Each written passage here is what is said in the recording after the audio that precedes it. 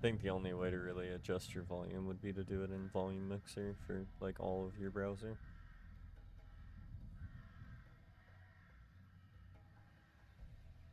Hmm.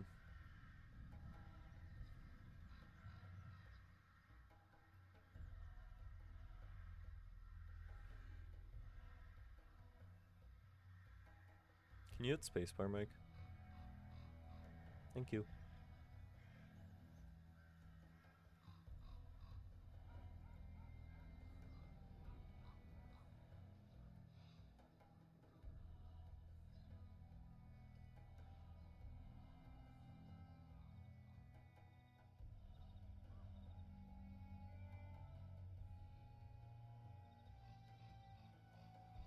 Alright, I'm gonna run to the bathroom real quick. I have it started, so.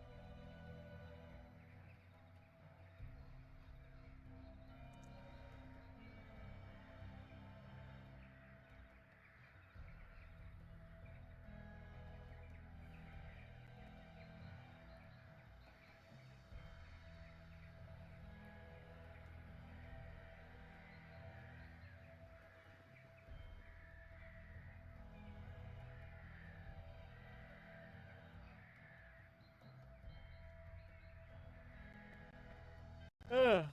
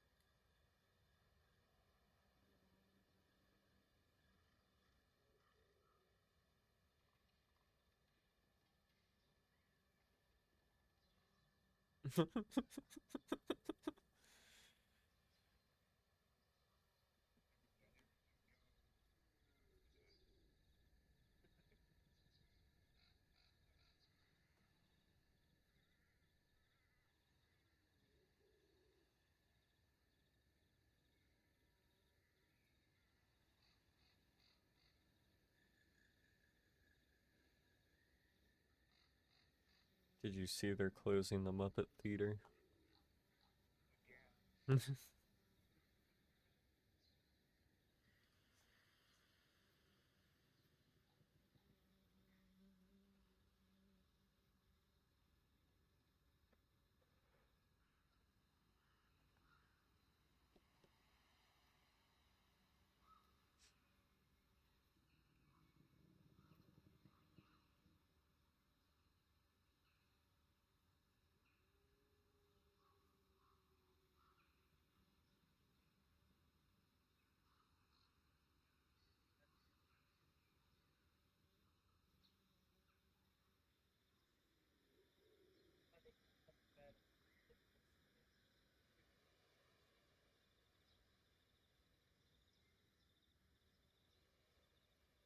Is everybody ready? Is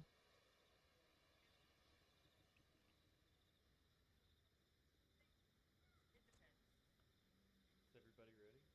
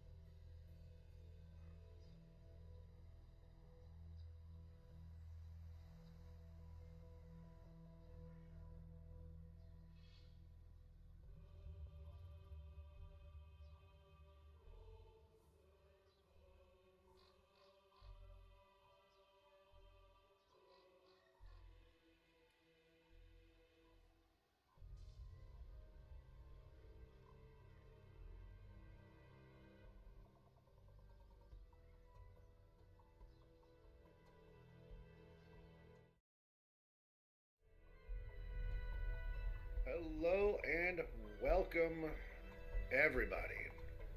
This is Tabletop Fight Club. We are the Mouth Rock Misfits. I'm Mike, I will be your DM, and with me, as always, are my fantastic players. I'm going to go around once again, everybody, and just tell me who you are and tell me who you're playing. Kyle, we'll start with you. I am playing Elgalor Mivo, an artificer elf. Yeah. Nice. Ken, who are you bringing to the table tonight? I'm bringing Oberon Grant Suitman, who is a paladin, human, and the passenger, dark passenger, in his psyche is Belora Malkaith. She is a tiefling wizard. Salty, what do you got? I have got Grigori Vladu, a Shader Kai haunted one, a monster hunter. Love it. Silas, how about yourself? I have a Harengon that is named Gideon Harrington, who is a warlock cleric. And last but not least, Dedsy, who you playing tonight? I have a high elf called Elratha Mivo. He's a storm sorcerer. Excellent. So unfortunately, our last episode, our Twitch goblins forgot to record, so that will not be up on YouTube. But this one, Kyle, correct me if I'm wrong, should be good, right? Yes, for sure. I love the confidence. So The last episode was lost in the mist. it was lost in the mists. Yeah, our Twitch goblins had a TPK in the office and just craziness ensued. But we got new Twitch goblins, so we should be fine. So this episode should be up on YouTube sometime after we're done playing tonight. So that'll be cool. Other than that, That'd I don't be hella really weird have... if it was up before. Oh my god, I would love to watch that because I really need to know what happened. It's like that scene in Spaceballs. Yeah, exactly. We're playing now. That was then. Can't we go back? No, why not? No. Because we just missed it. When will then be now, though, Ken? Right now. Soon. Nope, we just missed it. You guys are a little late on the pickup. Work that together, it'll be all right. All right, so with all that silliness out of the way, unless anyone else has anything that they want to share, promote, talk about. Yeah. All right, let's dive in. So, last time in our first session, Grigori, Oberon, and Gideon had all arrived at the village of Daggerdale, investigating reports of suspected werewolf attacks. When they had arrived, excuse me, they met with Friar Emmit, who gave them some more information on what's been going on in the town. And they also learned that Mickey's Marvelous Menagerie, a traveling carnival, had arrived just days prior to them getting there and had begun setting up. The carnival was set to commence that night and give the town some much-needed respite from the violence and horrors that they had been experiencing the past few days. Gideon, Grigori, and Oberon were asked by Emmit to aid in maintaining the safety of that event.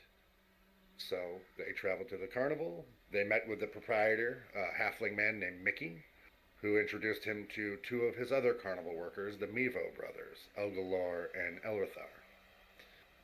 There they scoped out a perimeter and set up their defenses for the night. And shortly before the carnival began to reach its zenith in celebration and entertainment, another one of the workers, a man named Wallace, was attacked in the mist by a werewolf.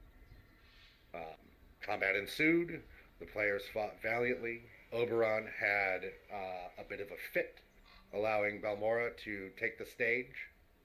And at the end of combat, the group dealt with a few of the survivors and then chased the fleeing werewolves into the mists in pursuit and hopefully to rescue some of the captives that were taken from the carnival. However, once in the mists, they found themselves surrounded by trees and seemed to pass through a almost invisible barrier that offered a bit of resistance. And then they found themselves to Balmora, what was a very familiar land, and also Grigori, on the eastern edges of Barovia, deep in the forest of the Spallage Woods. As you're all making your way through the underbrush, there is just sort of a dense canopy of trees above you. You've spotted a village fleetingly through the thick mist, very distant in the woods, and above that on a cliff top, a large castle outlined in a full moon that is hanging over this forest. But currently you are in the middle of a thick wood, surrounded by trees and mist, and the faint howl of wolves can be heard ever so often in the distance. What are you guys going to do? Left the cart and horse. Gotta go back. We did leave the cart and the horse behind, did we not? And you guys all just took off running. No, We we, need the do, cart. we do need the cart. We also do have one of them marked, and we don't want to lose our mark on them. Yeah, What do is I still the, have them marked? You I mean, I would. know we- Yeah, you would. Let's see. Yeah, it doesn't look like there's a set. Oh, there's a 1 hour 90. Maybe that's your cast range. But it looks like it lasts for an hour. Yep. Okay. I was just wondering if the barrier would pass through and get anything with that. No, it's you still maintain your connection to the one that you marked. Right, but my connection shows direction. Are they still out in front of us? Did they? Behind Yeah, staff? they appear to be in the distance to the west at the moment. But you can get the sense that they're traveling, veering north as they're running. Okay.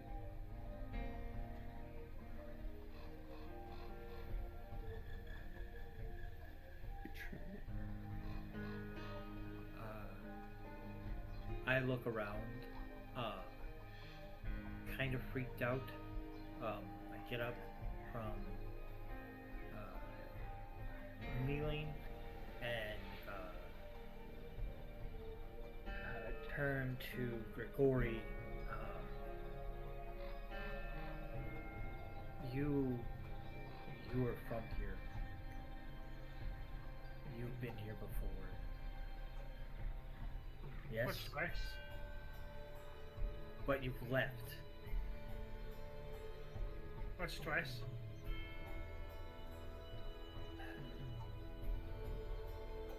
I hate to interrupt, but where is here? I point to the castle in the distance, and this is the land of Strahd. Better we know it's are- Barovia. Yeah, and I haven't been to Barovia before. I was in Lemuria, which is to the south of here. Oh well, at least I think it's to the south of here.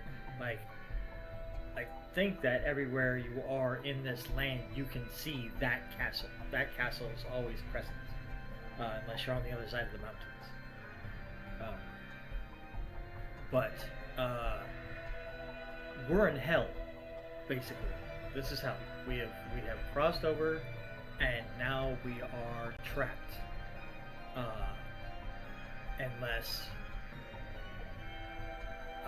Unless he, and I point over to Grigori, I'm like, unless he can get us out of here, we are trapped here.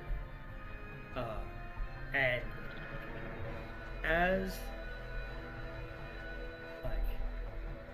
as I'm saying this, you begin to see that I'll start to stand up straighter. My hair will actually begin to relax and kind of fall around my ears, and my voice will change. Once that happens,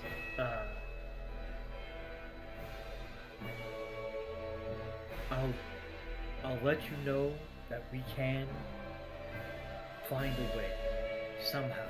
You made it out of here once before. I'm not talking to anyone in the group. I'm not looking at anyone in the group, but what we will do is we will try to get back home. But we should still try to see if we can rescue those children.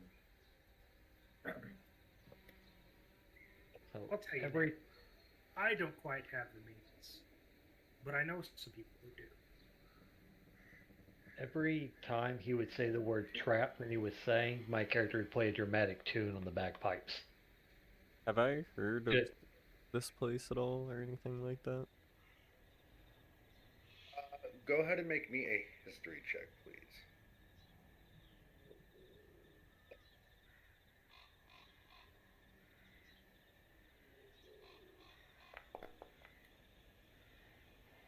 Ooh, 21? Nice. You would have heard tales of this place from other other people that worked along the carnival. There are a couple of Vistani that were part of Mickey's group that left and never returned. They chose not to go back. And so you would have heard tales of their homeland and mentions of the Devil Strahd and things like that. But to you, that mostly just seemed like fairy tale talk or this far off place. So it's interesting being here where some of those stories might turn out to be true.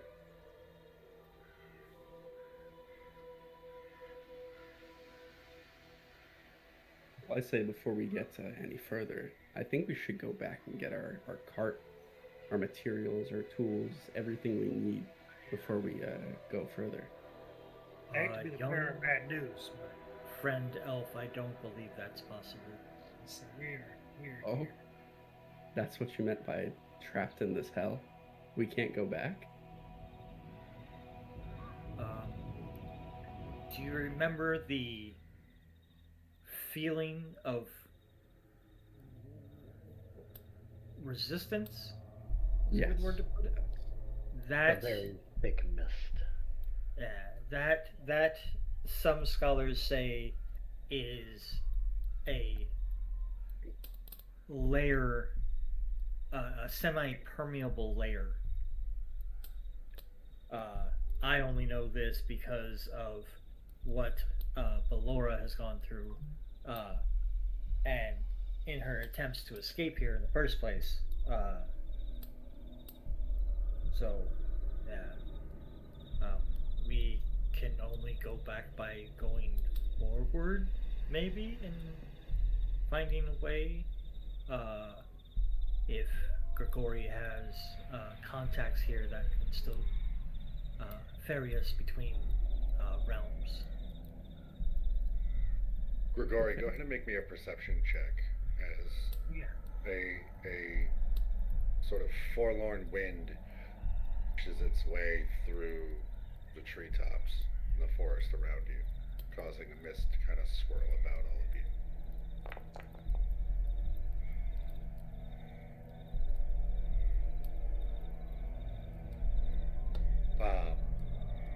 As the wind shifts, you catch the faint whiff of something sort of sickly sweet towards the north in the woods.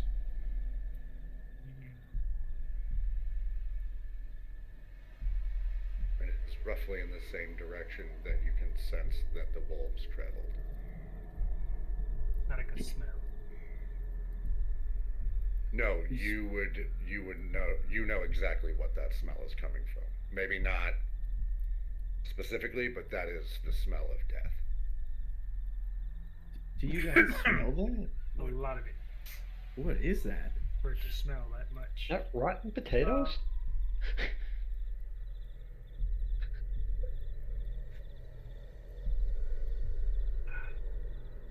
Oh, if we can't go back, at least we have the rations in our backpack, our pouches, everything we have on us.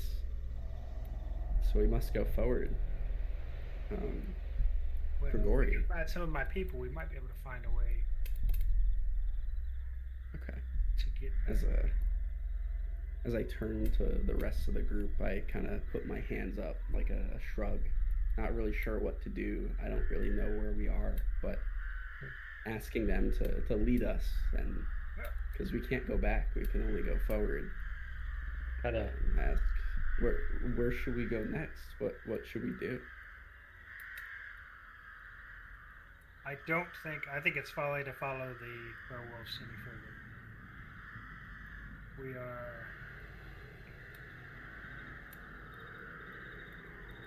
We were lucky, I think they ran. Yeah, I don't think we can catch them either. They're so fast. Even the injured ones, they just outspeed us. But we shouldn't be too far from the village. Oh, Well, that's Well, good please. news. lead the way. That Oh, sounds good to me. Maybe a nice night's sleep. yes. Are you going to lead them through the forest?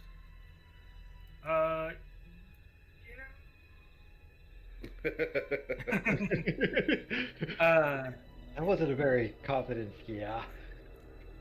Eh, I'll turn. I've been here before, but it's been a while. In other words, you kind of know where we are, but we could still get lost on the way. So, roll nature to see where we're at. See if we can find markings or the road, or I would say survival. survival. Can you switch? Yeah, can you switch my tokens? I can't. Not really. Awesome. I could try to see if I could. I've never been here, but I'm good at finding my way around in woods. Well, that sounds good to us, Mivo brothers. We'll just follow you guys.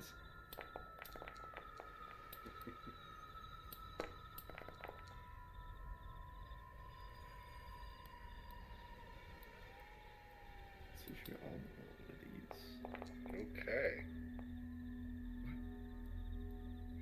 Oh, are we all making a roll? I don't know. I just followed suit. I'm not helping. Okay. So Grigori, he's 7.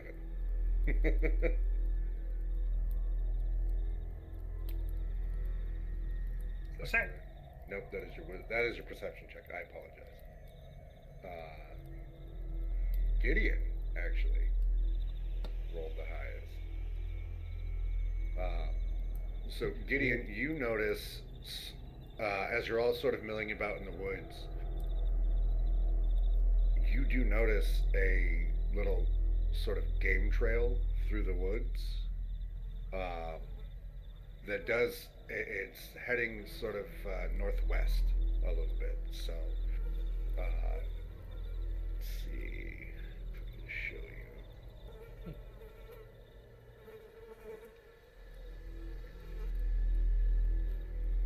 So it's going.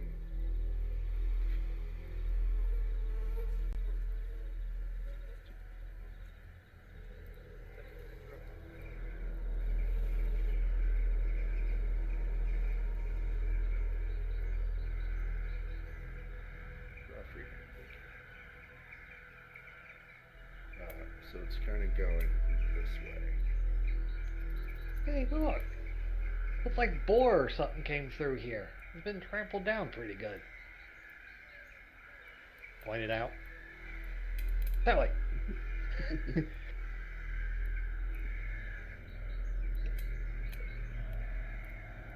I will. I'll turn to you guys. Do I need to light a lamp for us? I don't see so well in the dark,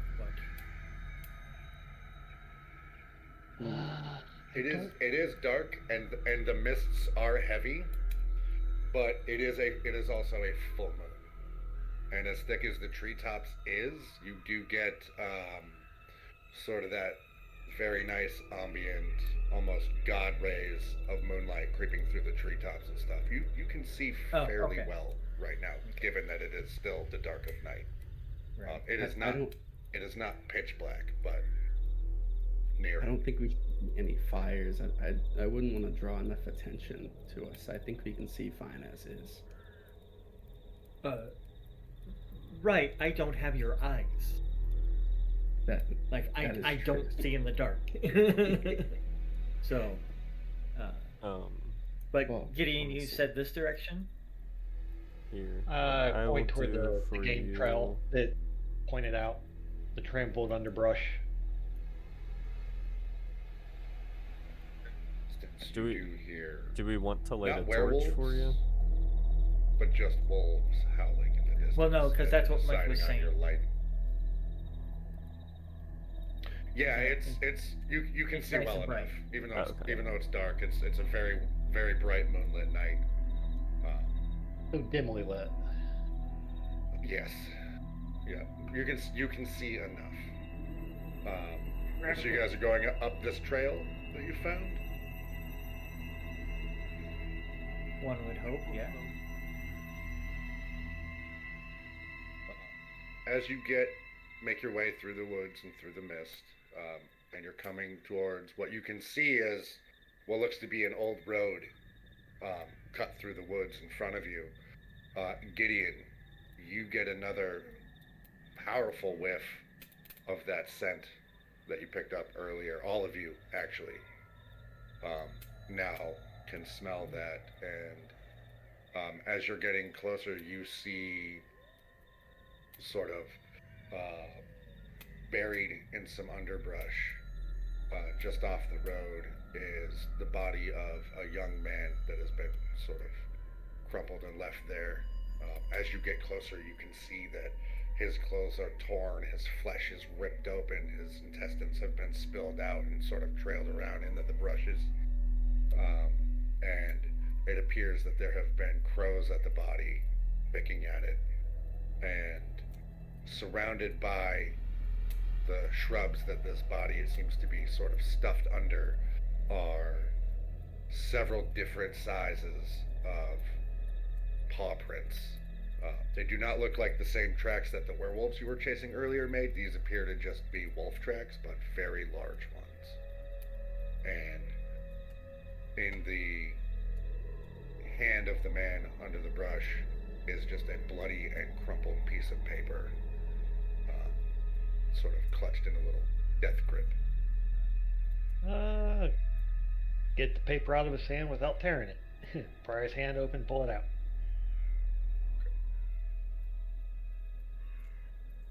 Pull it out, which it comes out with a gentle tug, but it does come out.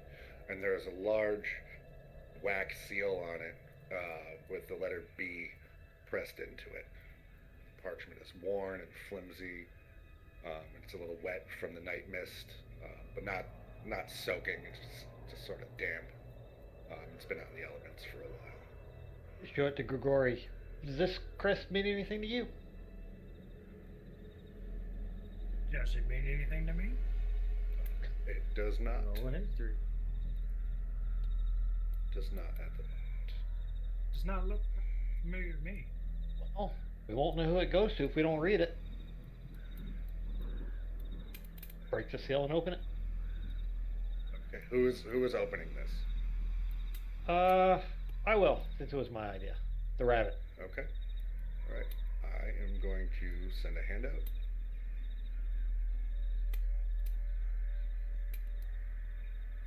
I would like you, Silas. Sorry, Gideon. I apologize.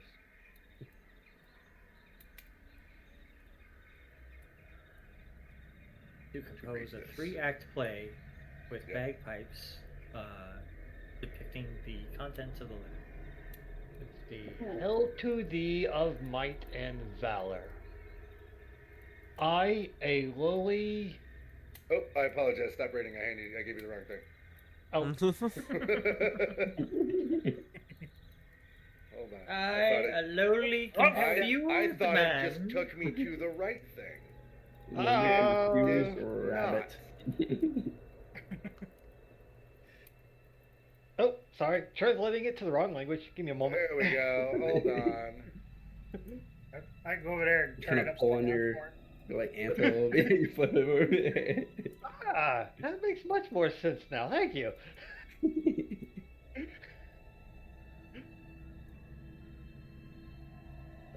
Hold on. Really? If I had a copper piece for every time that happens. Maybe you'd have an extra copper piece. I would have many, you know what? many copper pieces. I'm just gonna read this to you because the actual image that they want me to show you is. I'm not gonna force you to read that. It's pretty, and I'll show it to you. All right. We like hear it in like the wind, the whispers. It tells us what's on the paper. In any case, it does begin. Hail thee of might and valor. I, the burgomaster of Barovia, send you honor with despair. My adopted daughter, the fair Irene Kolyana, has been these past nights bitten by a vampire. For over 400 years, this creature has drained the lifeblood of my people. Now my dear Irina languishes and dies from an unholy wound caused by this vile beast. He has become too powerful to conquer. So I say to you, give us up for dead and encircle this land with the symbols of good. Let holy men call upon their power that the devil may be contained within the walls of weeping Barovia. Leave our sorrows to our graves and save the world from this evil fate of ours. There is much wealth entrapped in this community. Return for your reward after we are all departed for a better life. Kolyan Indirovich, Burgomaster.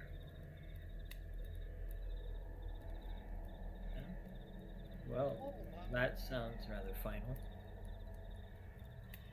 That explains the barrier that we came through.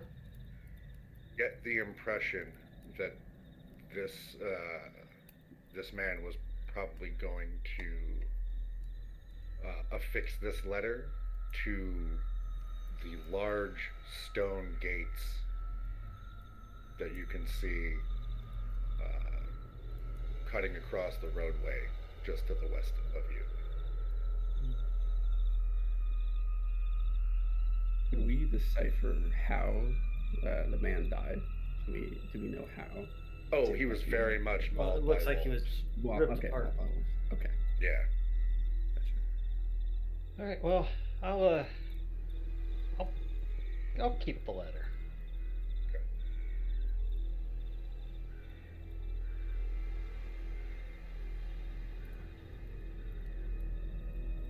What would you like to do next? You have this body. You have a road in front of you. You can see faintly up ahead the silhouette of these gates. cutting a path across the road. You have the forest behind you, and you have the sound of wolves on the night air that seem to be getting closer. I would like to bury the body. Has been dead long? He been dead long. He has been dead long enough to start smelling and rotting, and you can see there's some insect life that has begun the process of decomposition. So probably just over a day or two.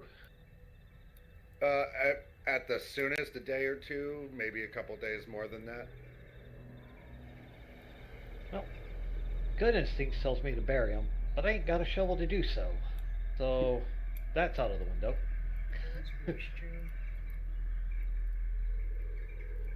I turn around to look to see if Jasper is anywhere around, because he would have equipment in his packs and stuff, but I do not see. Go ahead and make me a perception roll. Makes a perception roll. He rolls the dice to make the perception roll. He rolls the dice to see if he sees anything. I have been known to see a thing or two, a time or two. Well, You're having that thought, and as you're sort of looking around, you look back up the road to the east, and you can make out what first appears to be a very large, sort of shadowy form in the mist that, as it gets closer, gets a little smaller and a little smaller, and then out of the mist, very slowly and cautiously trots Jasper, who has followed you through the woods and found the road all on his own. What's that? With the cart? Was Well, he? he wasn't. abducted? He wasn't was attached not to a attached cart. He has So- he has saddlebags and barrel and a couple of other things attached to him. we've got some supplies, but not Yes, all yeah. of our supplies. No. I'll step out into the Notably, my road. stakes and hammer. Right. I'll step out onto the road and hold out a treat for him, like a half-eaten apple. He sees you and lets out an excited sort of, and then starts, as best as close to what you would call a gallop for him, making his way down the road towards you. Once he recognizes you, and you hear again in the distance, albeit a little bit closer, more wolf howl. Yeah, we should probably get moving. We should Yeah, get moving. really not we can tangled always- with wolves. If we decide, we can send someone from the town to come find this unfortunate soul and give him proper rights. Though I believe we should get off the road as quickly as possible. Yeah, sounds like something's coming Down toward the us. road, definitely. Yeah. So you make your way onto the road, and the fog spills out of the forest to swallow up the road behind you. Ahead, jutting from the woods on both sides of the road, are high stone buttresses looming gray in the fog. Huge iron gates hang on the stonework. Dew clings with a cold tenacity to the rusted bars. Two headless statues of armed guardians flank the gates. It's now lying among the weeds at their feet, and they greet you with only silence.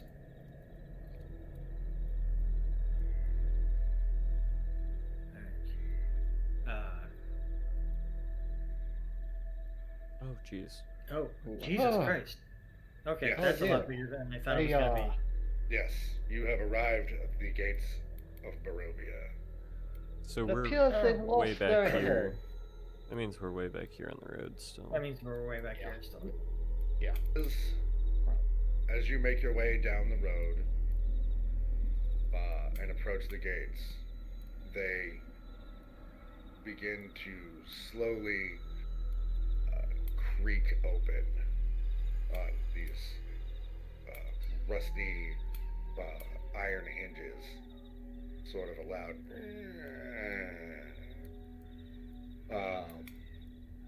It doesn't seem to be anyone there operating the gates. They just slowly open and allow you to pass. And once you're on the other side, they slowly swing shut behind you. Do do do. Now we're stuck.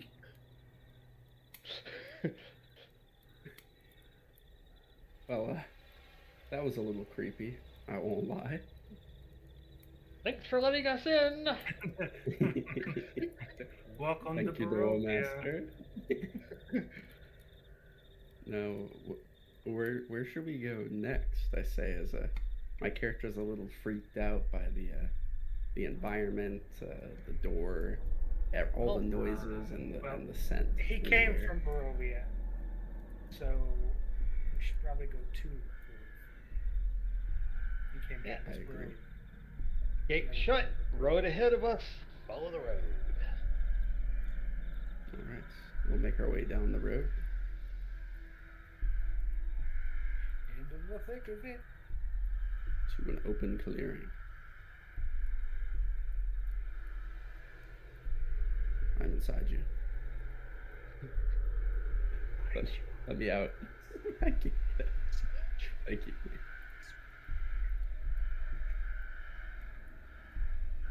All right. We left the pointy-eared one behind, says the rabbit. There's the rabbits of the pointy ears. My brother, where is he? Since we come to this open clearing, can we see the village in front of us towards the west?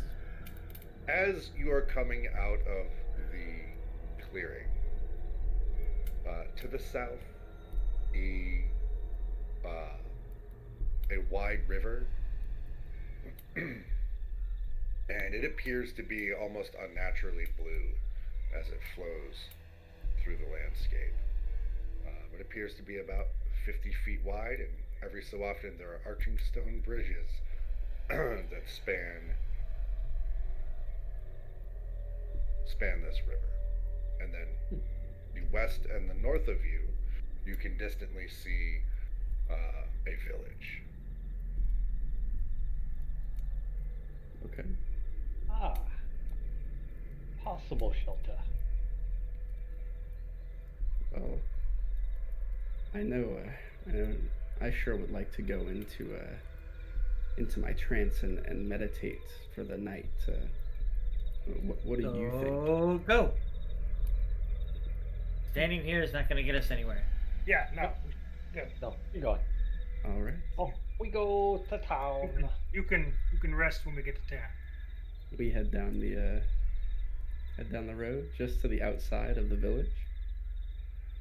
Why? So, Can as we anything? I'll tell you, as you are walking down the road, eventually tall shapes loom out of the dense fog that seems to surround everything around you. The muddy ground underfoot eventually gives way to slick, wet cobblestones. The tall shapes become recognizable as village dwellings. The windows of each house stare out from pools of blackness. No sound cuts the silence except for the mournful sobbing that echoes through the streets from a distance. Doesn't appear to be too many people out at the moment. The sobbing. Oh, it's Uh, the wolf is it- howling. Go ahead. No, go ahead. Okay. Well, with the wolf howlings, it would make sense that there's not a lot of people out and about, from what we've seen already. Awesome. This is Lady. true. That is true, Sir Gideon.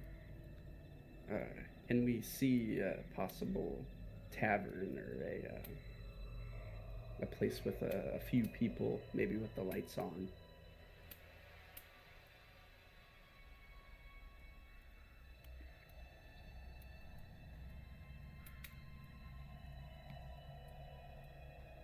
There is no token in this scene which gives you visibility of the area. Second. It's dark. My dark vision isn't working. I don't have dark vision. I just have lucky rabbit feet. Thing. Aha. Now these little light So spots. You all Hurt me. are going to have come in From the east. right about yes, from the east. Okay. So you would be over here.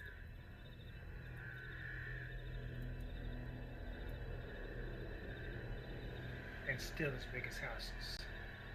Still as big as houses. And this map is largely for reference.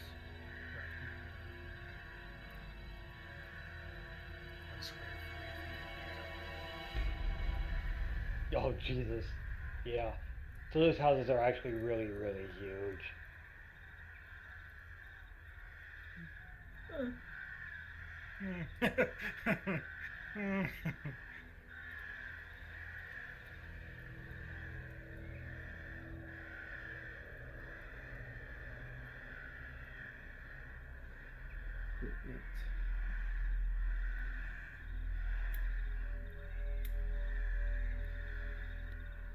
This village appears to be fairly empty. Okay. Look around for the biggest building. That might be a tavern or inn. They tend to be quite sizable. Sure.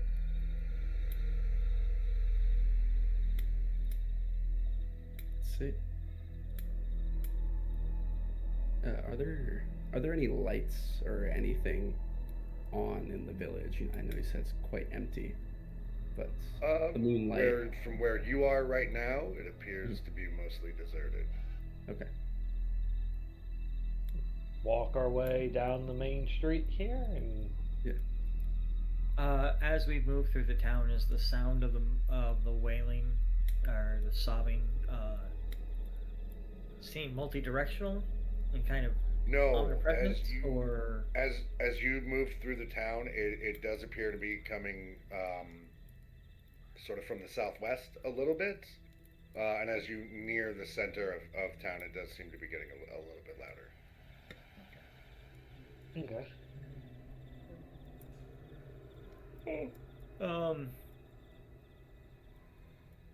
Have we seen a single person?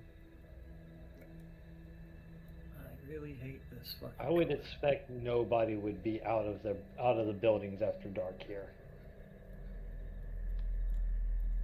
I imagine as soon as the sun starts going down, everyone makes their way indoors and doesn't come out till the sun comes back up. Mivo, what do your elf eyes see? Nothing in all directions. There's like it's as if no one is here. Do we want to try knocking on this door? Oh. As I point to like the biggest house that is slightly north of us, the one that looks to be as if it was an inn of sorts.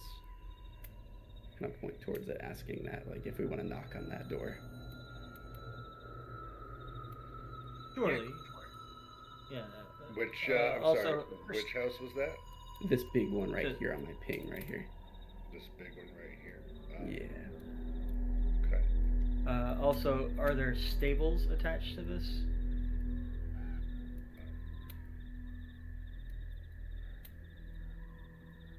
Jasper needs his accommodations.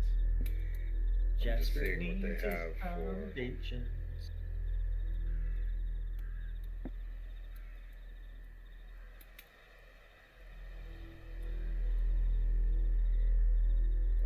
No, there is no.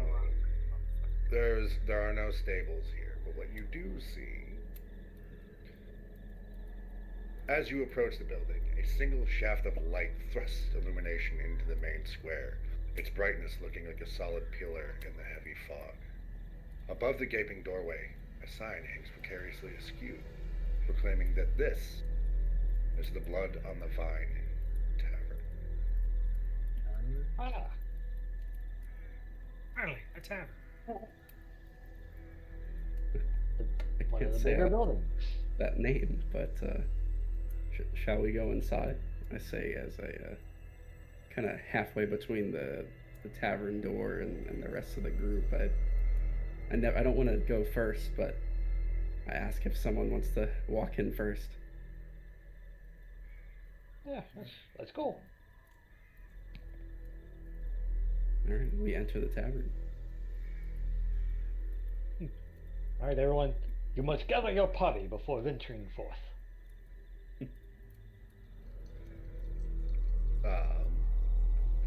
That sounds like a thing from Final Fantasy. Actually, it was from the first Dragon Baldur's Gate Quest? video game. As you push open the heavy and old tavern door, you notice once walking in, this once finely appointed tavern has grown shoddy over the years. A blazing fire in the hearth gives scant warmth to the few huddled souls within. You do see that there is indeed a barkeep, and what appeared to be Grigori you would immediately recognize as Vistani, 3 of them, sitting together at a table, and an additional man sort of keeping to himself in the back of the room.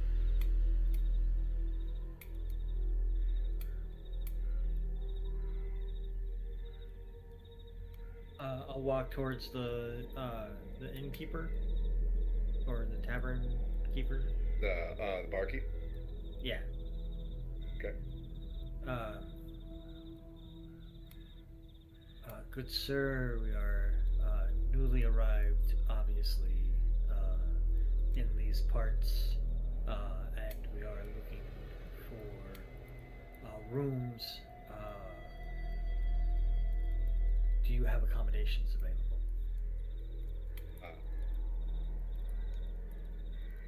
He doesn't really look up at you at first. He's just continuously cleaning glasses, and you can see on the bar top next to him there is sort of a almost endless river of clean glasses covering the bar, and he's just cleans another one, adds to it, picks up another dirty bar glass and begins cleaning it, and then it seems as if it took some time for your words to sort of penetrate his mind, and then he very slowly looks up at you with a dull gaze, and he just says, "A small glass of wine costs 1 copper.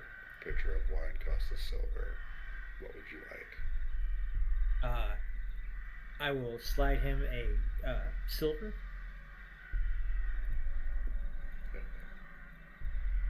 Reaches below, And pulls out a pitcher and a wine bottle, and begins filling it. and then do we just? I go to reach for 4 glasses, or what have we got? 5 glasses. Yeah, he doesn't stop you. He slides the pitcher over to you, and then he picks up another dirty glass, grabs the silver piece with one hand, and then goes back to cleaning the glass and looking back down. Very sort of dour expression on his face. Let's see if my brother have anything more to say. If you're what? If my brethren have any more to say. So the 3 Vistani. So you see 3 women sitting at the table, and they have sort of, homespun brown clothing, cloaks and things like that, and a couple of brightly colored scarves sort of adorning themselves.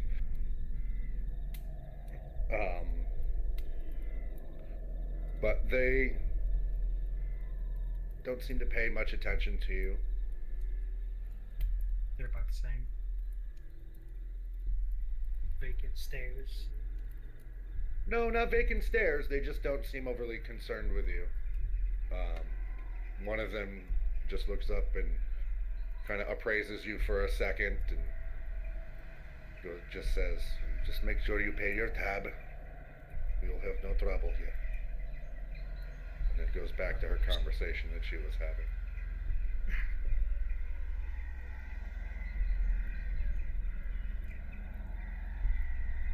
Go ahead and make me a perception roll, Grigori.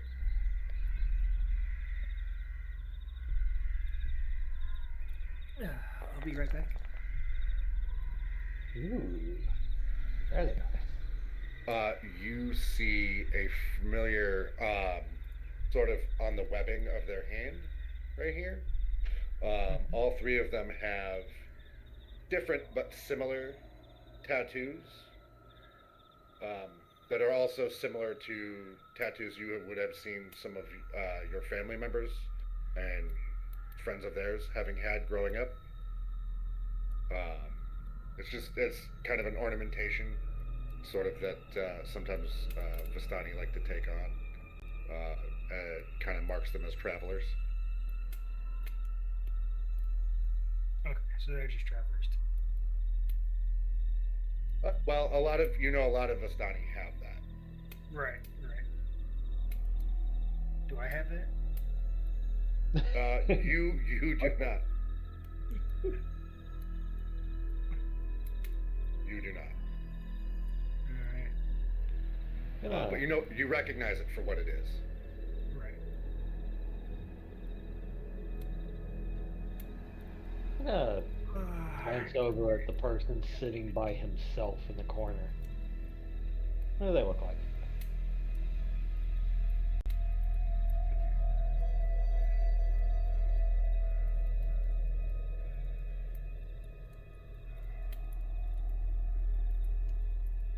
Can I have that notebook right there, please? Nope. That one, yes. Thank you. Ah. There's a picture of him. That means he's important. Whatever do you mean? And he is just sitting at a table by himself, sipping on a glass of wine. I'm gonna walk over and introduce myself. Hi, I'm Gideon. I'm new in these parts. Can you tell me what's going on around here? Everyone looks rather down in the dumps. As you walk over to him, he sort of brightens up as he sees you approaching, and he begins to sort of wave you over and says, very nice to meet you. My name is Ismark. Please, you and your friends, please come join me. We will all have some drinks. I actually could use your help if you'd be so inclined. I help transfer like the pitcher of wine that we have and all the glasses. We kind of all bring it and sit down. And as I'm pulling out my chair, I ask, "What kind of help? What kind of help are you looking for?" Oh, well, we'll get to that in a moment. But it is impolite to ask for aid without introducing oneself and sharing a drink among potential companions. Please, I am Ismark. And you are? I am Elrathar. Pleased to meet you. It is my pleasure. And you, sir, and he points to Elgalor.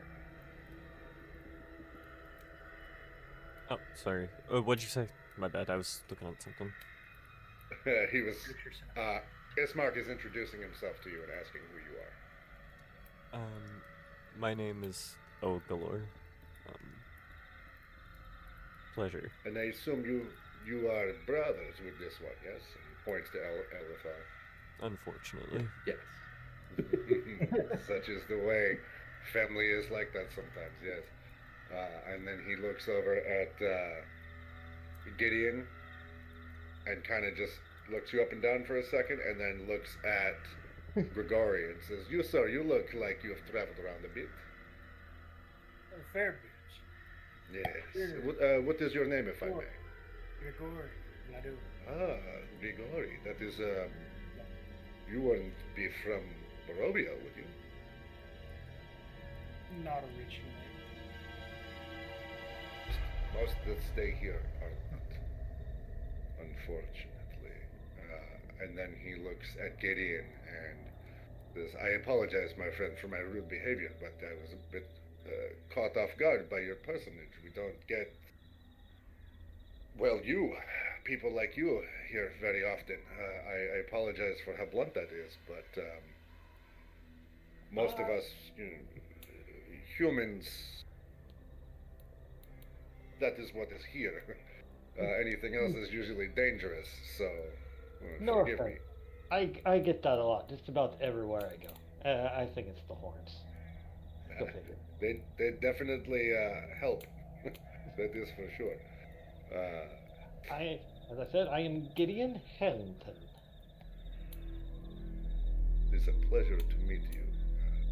And then he turns lastly to Oberon, and he reaches in his pocket and he pulls out a silver piece and offers it to you and says, I noticed you bought a drink, bought a pitcher at the bar. I would like to reimburse you for that, as I am asking for aid from this, what looks like an accomplished group of adventurers.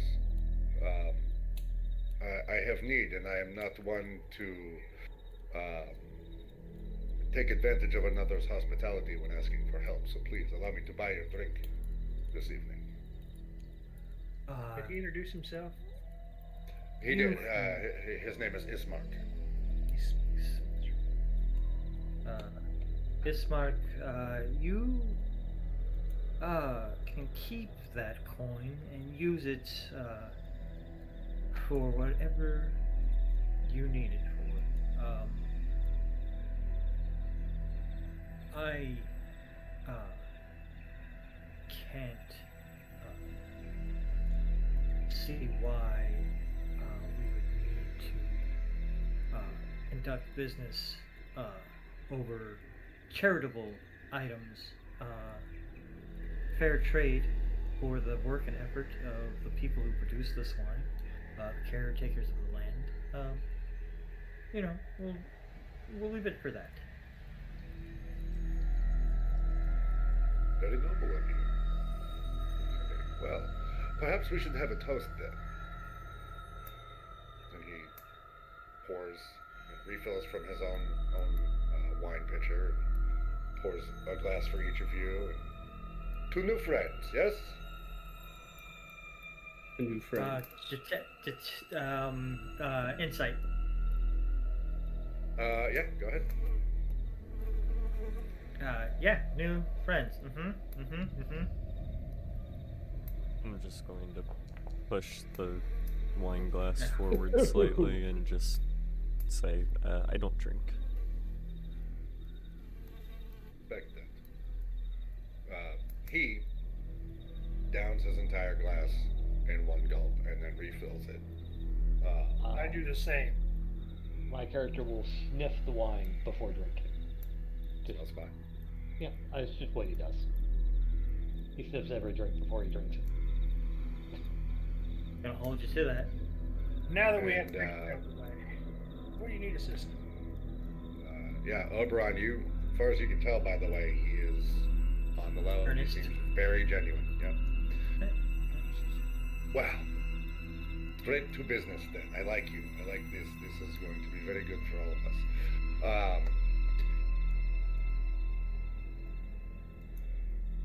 I have need of assistance in protecting my adopted sister, Irina.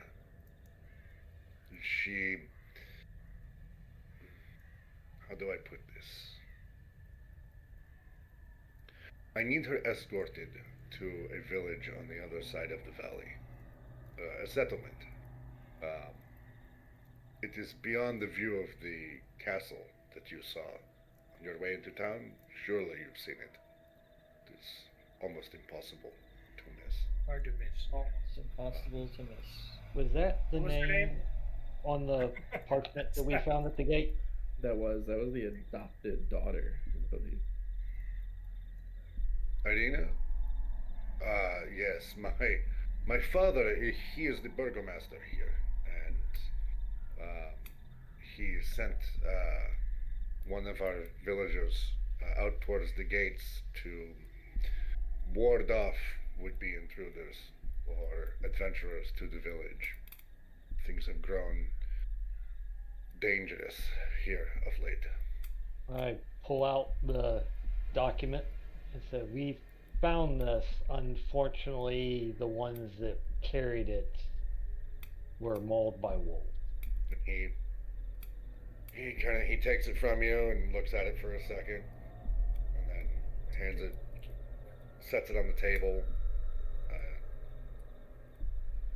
sighs, and pours out a little splash of wine onto the tavern floor. And one of the Vistani sitting in the back just goes, "Hey!" And then he takes a sip of wine and says, it is because of things like this that I would like to move my sister Irina to Valaki. It is much safer there than here. And I Your cannot sister- do it on my own. By the letter, your sister has already been attacked by vampires. Is this correct? That is easier for me to allow my father, the Burgermeister, to explain. It's not so much that she has been attacked. Being bitten, as he said in the letter, is colorful verbiage, if you will. You see, Strahd, for some reason, we do not understand, has taken an interest in Irina, one that we would like to save her from, if we can. It is dangerous for her, and we want to keep her safe. We do not know why he's this sudden obsession with her, but that's not a man. He's not a man. And she would be much better off out of his sight.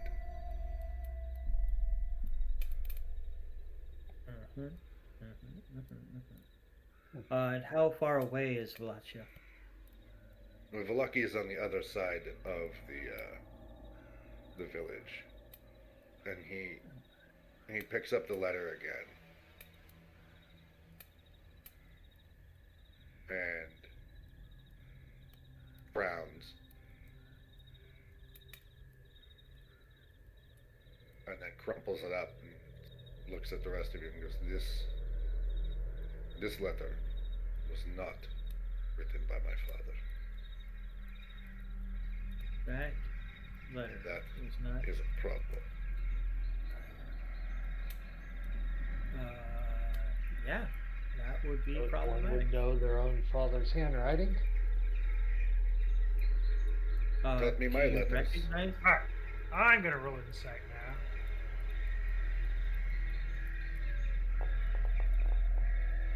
Looks good to me. It does. It looks good to you.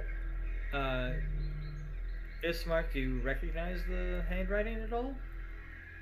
All I can tell you is that my father did not write this. Who did? Well, I cannot say. I do not know. Let's go see your father. I think that would be a wonderful idea. That's. Oh. No, it's do with this. And where's your father now? Do you know? Oh, he is at this house. I will take you. Ah.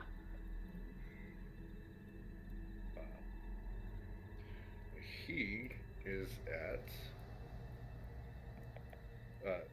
So, are you going to follow him out of the Blood and Vine? Yes. If Yeah, everyone else does, taken yeah. One last swig from my my cup, and slam it down on the table. Is there anything left in the pitcher? There's a little bit, yeah. Well, that last bit. A little bit. As you all walk out onto out of the front of the tavern, the moon is hanging high in the sky. You hear distant church bells count off. 1, 2, 3. eventually striking 12 midnight. And as you hear that 12th bell chime, the wind seems to pick up a little bit. And coming from the north, there begins to be this soft, sort of pale light filtering through the mist. And you watch as hundreds of these ethereal spirits begin making their way down the center of the street in your direction. And then veer and begin silently walking out of town, up through the hills, towards the castle on the hill. And Ismark just kind of stands there and watches for a minute and then leans over to you. And many adventurers have found their way here, one way or another. That line of people, and he's speaking as they're passing you, that line of spirits is each and every one that has come and tried to deal with the Devil's Strahd and failed. And every night at midnight, we get this procession as they still continue to complete their task.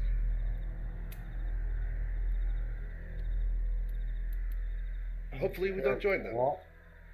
Spirits locked in limbo. And after they pass, he begins making his way down the thoroughfare past these buildings. And when you pass this particular building, the sobbing that you heard earlier is much louder. It is coming from that building, and Ismark just continues walking. Just ignores it. Who lives there? I would leave some things well enough alone, my friend. For now. Fair enough. No. No, not fair enough.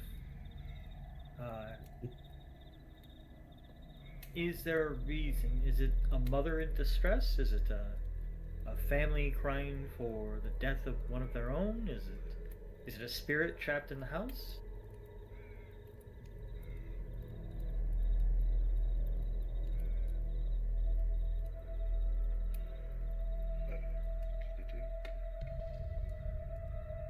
There is,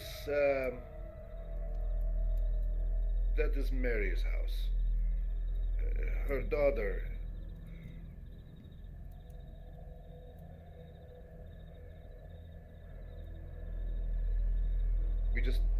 She's a bit of a loner in town. We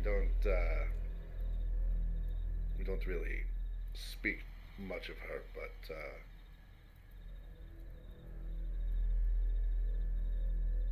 you know, some of those people better left alone.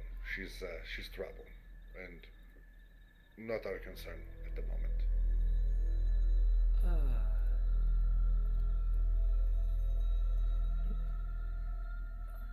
Oberon, if you try to help everybody in Baroba, we'll be here forever. Yeah, I get that sense already, but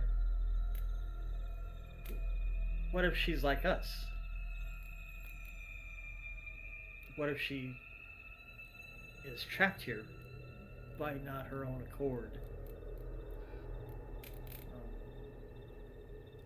She has a house. I mean, I could walk into any of these houses and take over the house. Like that's I don't think is the difficult part. I mean, no. As we're walking, I'm not going into like. I'm gonna mark it in my head, Yeah. but I'm not gonna deal with this right now. Perhaps we could come back when she's in brighter spirits. I don't believe that's gonna be true ever here. So, just a general sense of the surroundings. I don't think joy is something that sparks around here. Nothing a Gotta few get rid of drinks this can't fucking fix. color. Right? Maybe a tune on the bagpipes might cheer her up later. I don't believe that to be true ever. Should try that, Gideon.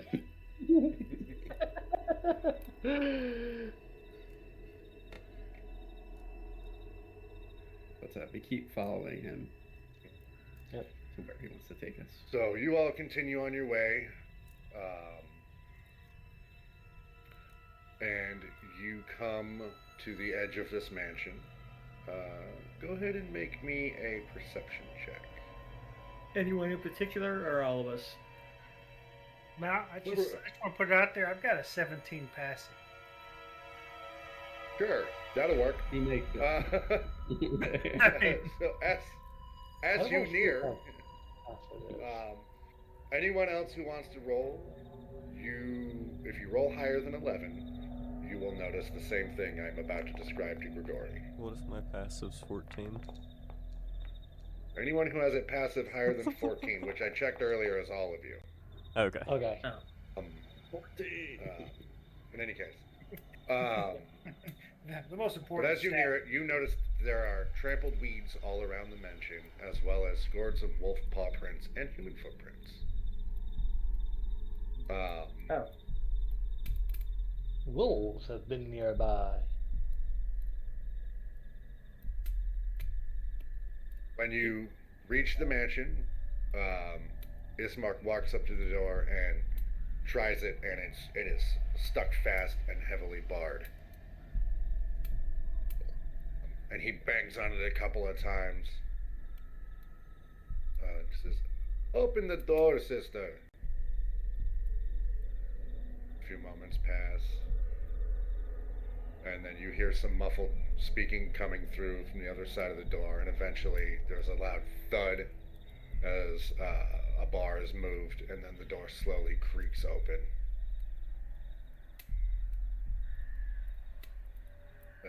Ismark sort of beckons you all inside, and why don't we take a quick break right here for a minute, because Okay. I gotta use the bathroom. This is a good place to take a quick break. Okay. All right. Okay. I'll be right back then. We'll be back in about 10 minutes, everybody.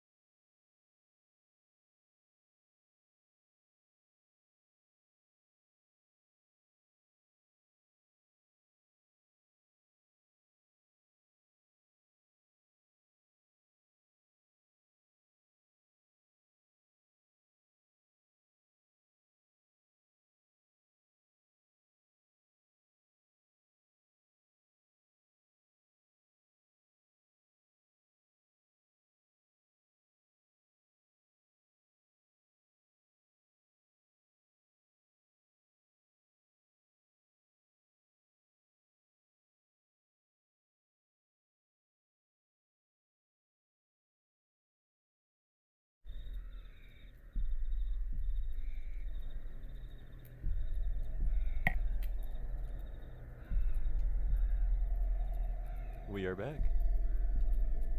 All right. Welcome back, everyone. So, the front door to the Burgomeister's mansion has just been opened, and Ismark has beckoned all of you inside. Oh, we lost cameras on Twitch. No, we didn't. What the hell?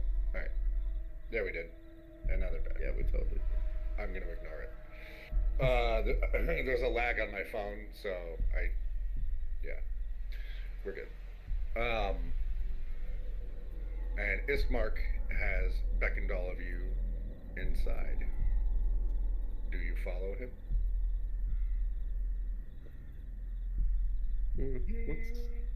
What's the worst that could happen? We all die. Yes, we follow him. Yeah. TPK. Let's All right. You walk up a set of old wooden steps that creak under your weight and into this mansion.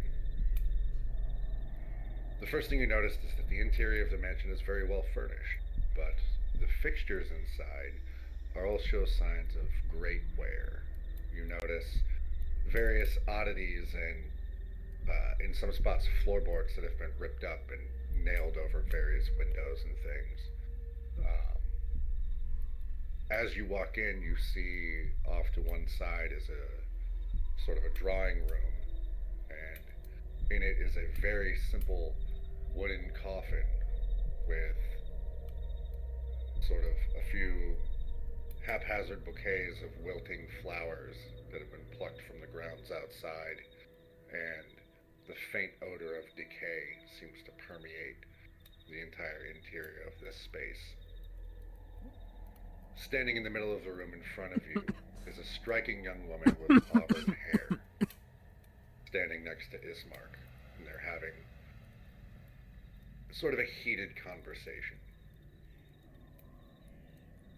And Ismark turns to you and says, "Gentlemen, I would like to introduce you to my sister Irina Kolyana." And you don't understand the fascination?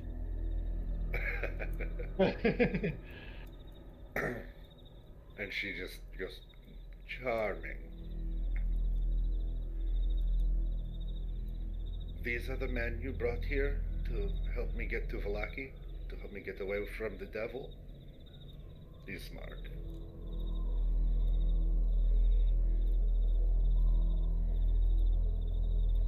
She looks at each of you in turn, and then looks back at him, and he turns to the rest of you and says, "Would you, each of you, be so kind as to help her? Would you be willing to escort my sister out of this village and to safety?"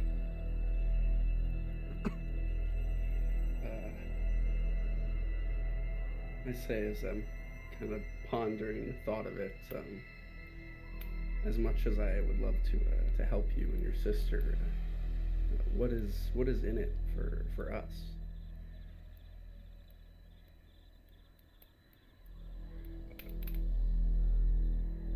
You know, helping someone in need. I'm sure we can find something of value for you. We're not wealthy, but we're not poor either. I lean forward and I'm like, you do realize that life is on the line here. Are you just simply a mercenary? If that's true, I can pay you something now, if that keeps your loyalty. But if someone's asking for our help, and we have the strength and will to give it, we should try to protect those that cannot protect themselves. When you say that, she just kind of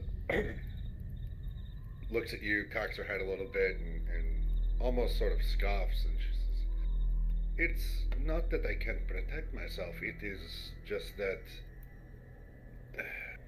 it would be much safer and much easier with a larger group.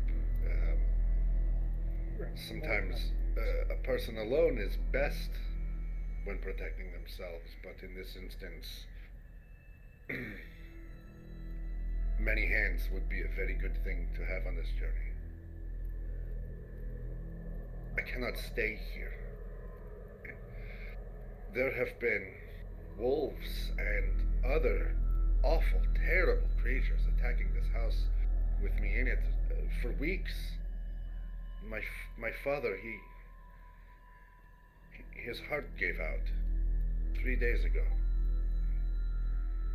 That is why when she motions to the side room, that is why he lays over there. My brother and I, we built that coffin as best we could, and we need to inter him over at the cemetery for a proper burial, but no one in this town has been kind enough to help Ismark deliver the body, my father, to the priest. And if we cannot get him over to Donovich for a proper burial, then as much as I need to, I can't go anywhere. I'll go nowhere until I know that my father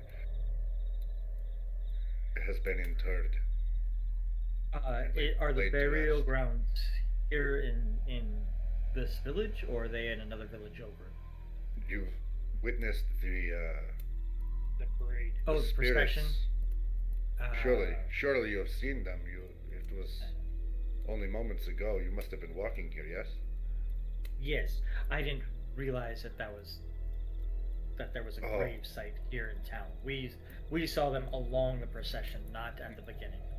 My apologies. Yes, they come from that cemetery every night, and it is presided over by Father Donovich, and it would mean everything to me to lay my father to rest before I leave what has been my home for as long as I can remember.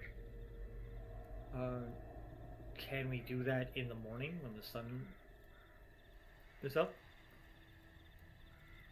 I see no reason why we could not wait. He's been here for days already, and it is very late. A few more hours aren't going to do any harm. We've been But traveling quite a while. If you could give us a place to rest for a few hours, I think that. she looks around this massive house that you are standing in, and she says, I think there will be plenty of room for all of us. Is there a back door that I might let my companion in through? And if you have a bit of hay, I can nestle him on the ground, close to one of the doors. What manner of companion is this? Yes. What? I'll stick my thumbs under my breastplate and kind of like, well, I happen to have a good chum of mine, Jasper, outside, and why indeed he is an ass. He is a useful ass, and he might actually help us carry your father to Father Donovich. So He sort of brays. As you're saying that, you can kind of hear him outside, and she sort of giggles a little bit at that. She says, I don't know if we can get him in, but if we can get him in, then I think it will be fine. I don't know what we can do about hay, but I'm sure I can find some old blankets or something. he would love whatever you could provide him. He's not unfamiliar to sleeping on the cold ground, but a bit of comfort might help soothe his heart. He seems a bit skittish now. But yeah, I think I'll we can open the make door. something happen. And it takes some time, but eventually you're able to sort of finagle Jasper through one of the side doors that hasn't sort of been barred yet. Or I'll have okay. Arena coax him inside. I'm like, I think he might take a shine to you. Here, hold this apple out for him. He'll come through. Takes it and offers it to him.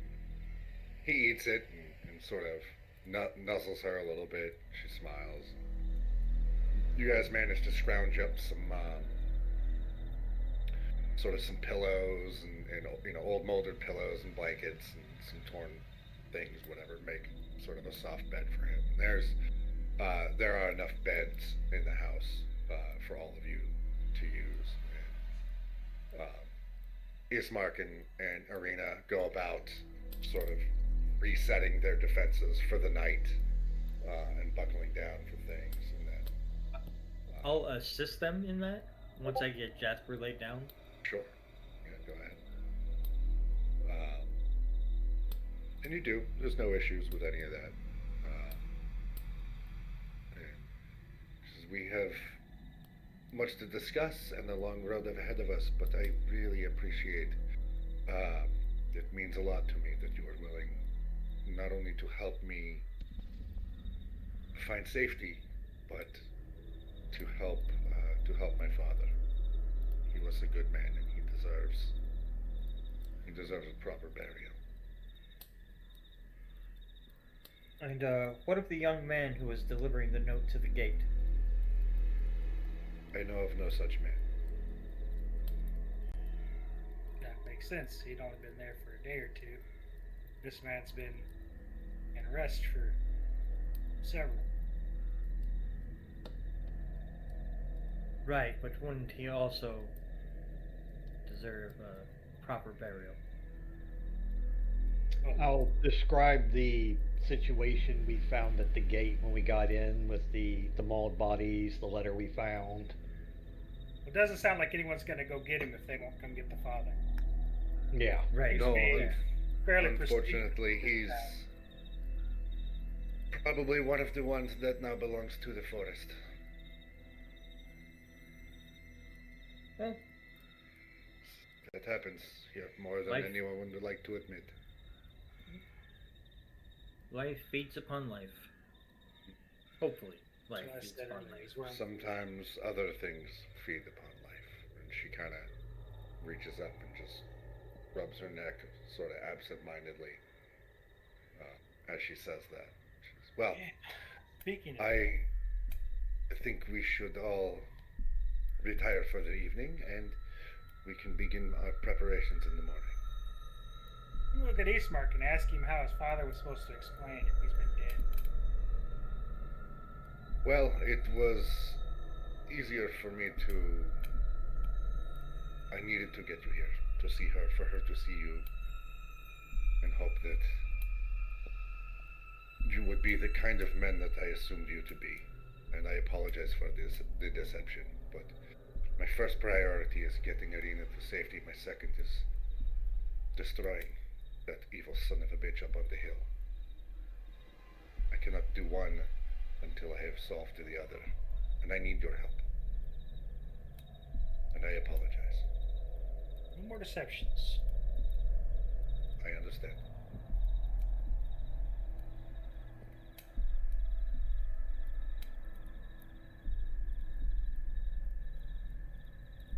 I'm going to take up a vigil in the room with the father Okay. for a couple of hours. Sure. Just to see if his spirit is around or what have you. Like, if there's going to be any weird occurrence with him. Okay. Yeah. What are the rest of you doing? As Arena and Ismark both retire to their rooms for the night. And I'm going to to go their find rest. me a big bed. There is a big bed. There are plenty of big beds. They're not in the best shape, but they're a hell of a lot better than the forest floor. That's true. I've slept on worse.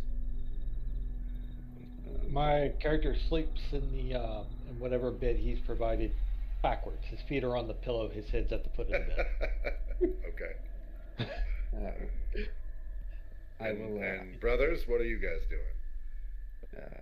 I will pick a room closest to Ismark and his sister, and go into trance, where I'll maintain a semi-consciousness, Okay. so I can kind of hear if any disturbances happen as we pass through the night That's- and go into the morning. Gotta love having an elf in the party. That's not quite how that. What's really cool is it only takes 4 hours for trance, so I'm gonna go in the same room as him, let him trance, then I'll trance right after him. There you go. Okay. Yes, twin talk. You read my mind. And while he is trancing, though, I'm going to pull out my backpack and pull a piton out and start. I'll pull out a small hammer and like start messing with it a little bit. And when I hit it one time, like you see just these like magical, almost little arms come up and legs, and then all made out of different pitons, all put together. But I now have a homunculus servant. It's making a thing. You got a little I metal am. buddy. I have a little I'm gonna buddy. go Lucky buddy. tendons, but I will also be trancing. Okay. You all take your rest.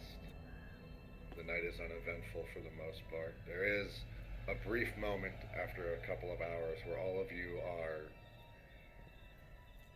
briefly awoken. You can hear outside the faint growling and snuffling of something sort of inspecting doors and windows. And you can actually at times hear the shuffling of many feet, but they don't seem to get too close to the building. It's almost exploratory, and then after a while they sort of run off or shuffle off, and then it is quiet. Does that happen in a couple of hours while I'm with the father's body? It does, yes. So can I see anything out the windows at all? Go ahead and make me a perception check. The windows are kind of boarded up, so you're sort of peeking through slats, and it's dark outside. Right. Did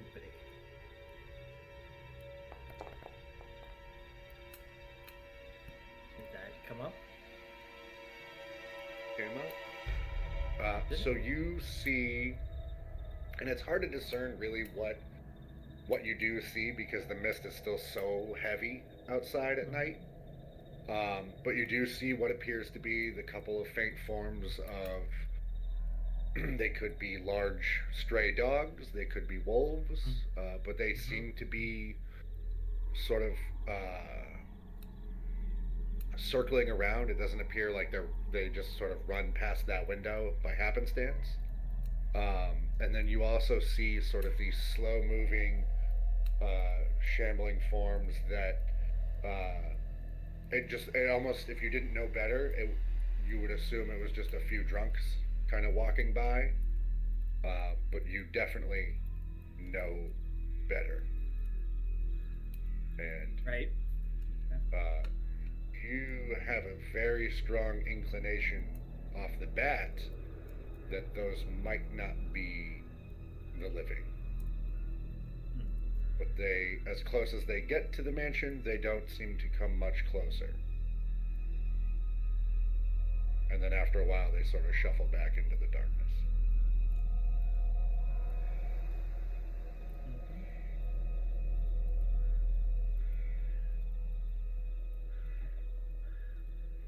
Well, all right. You guys can all take a long rest. If you, at the bottom left of your screen, it says prompt rest, Mike. I got you, boo. Did it do it? Or did I cover the button? It didn't do it. It did not do it. It should have done it. Mike, can you give Ballora a long rest? I don't, since her token's not on right now. Yeah. You hover utility at the top, and then if you click the long rest, that's you another way to do additional- it.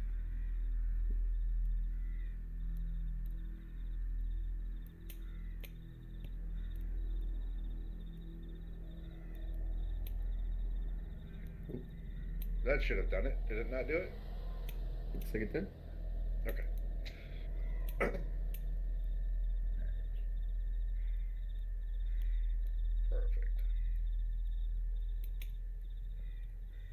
the rest of the night goes by uneventfully, and eventually the sky begins to lighten, the mists fade a bit, and dawn approaches. Ismark and Arena, after a fashion, wake all of you up and have prepared a simple, very simple breakfast for you, nothing fancy. Some cured meats, fairly stale bread, that sort of thing.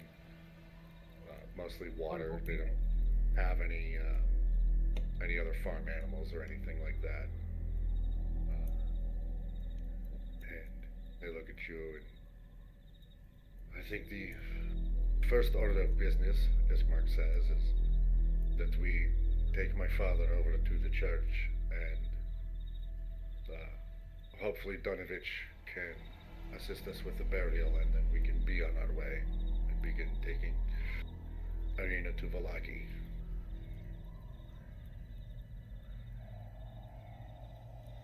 Alright. Okay? Is there anything else any of you would like to do before we begin to do this? Do you, Arena or Ismark, do you guys have a cart that we can attach to Jasper and make this a little bit easier?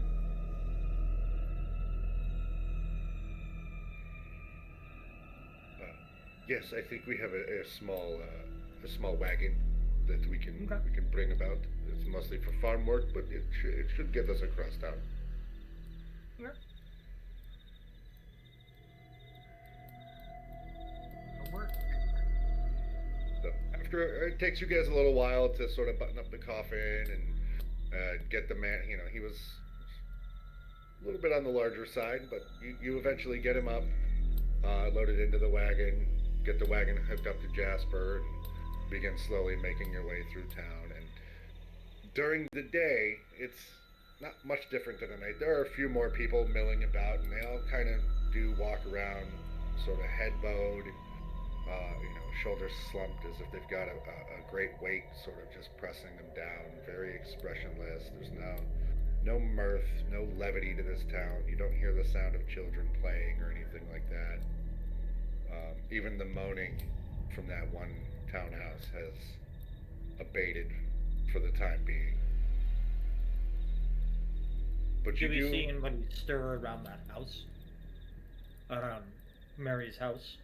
As you're walking by, no, it seems shuttered. Best guess is whoever was in there making that noise, more than likely, cried themselves to sleep in the early hours of the day and are probably not awake right now.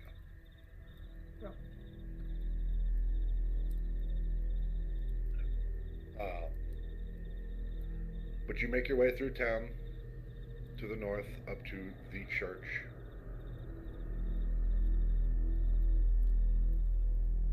As you approach, atop a slight rise against the roots of a pillar stone that supports Castle Ravenloft,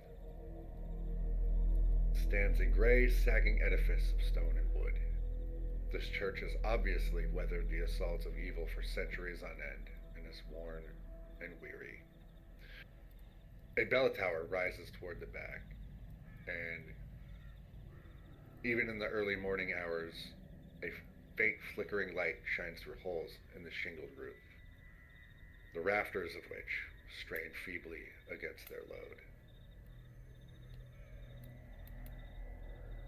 As you approach the church, you notice that the heavy wooden doors of the church are covered with claw marks that have left deep furrows in the wood, and the doors and the frame around them are heavily scarred by fire.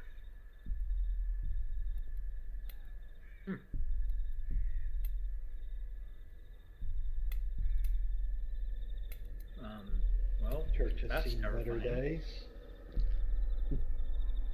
But it still stands. It still stands. I'll wait for Ismark and Arena to knock on the door. I will wait patiently with Jasper.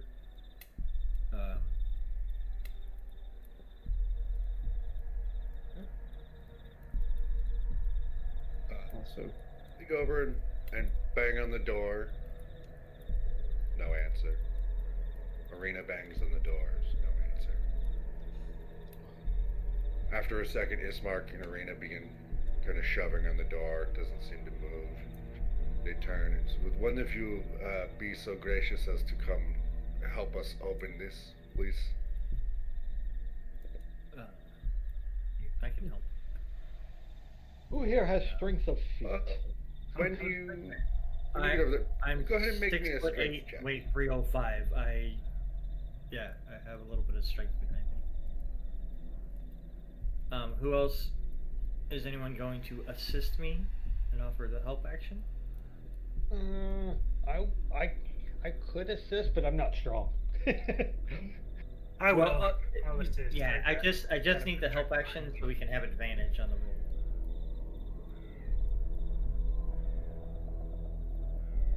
Yeah, go ahead and make me a strength check. Bloody check. Advantage. Did that roll? Yes. Yeah, yes, it did. Okay.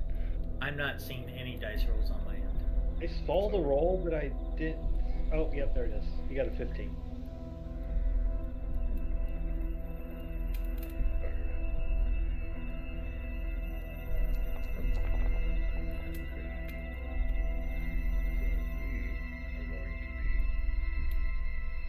We've got no token vision. Oh, I'm aware. Okay. I'm setting up. I'm setting the scene, man. Gotcha. Let's see. we hear some like Dracula music, like No, not yet. Not yet. No pipe My organ. character can play that on the bagpipes if you really want to hear Please, it. please, nope, please don't. As the teeth sink into Gideon's neck. So just do me a solid. Just look at that Oh. first half for a second. That's all that matters right now. See, Just rope. the ground floor. Yep. Just the ground floor. Just y'all So, are right here. Okay, right here at the door. at the door.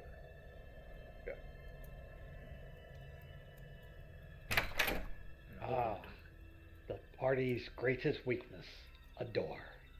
No, I don't think we had any issue with doors. Apparently, doors are a big challenge for a lot of D&D A campaigns. lot of D&D campaigns. Yep. Doors are a thing. I don't know what you're talking about.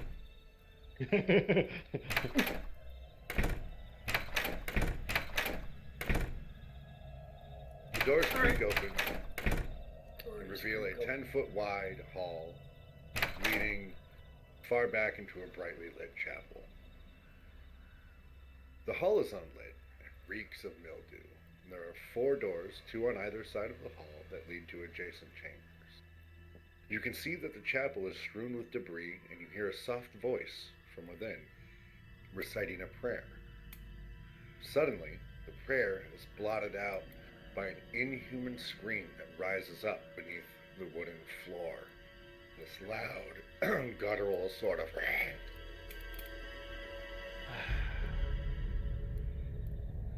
Sounds like we got a case Out of of the that. disease in here. I'm sorry, a case of the what? Disease, the undead. Yes.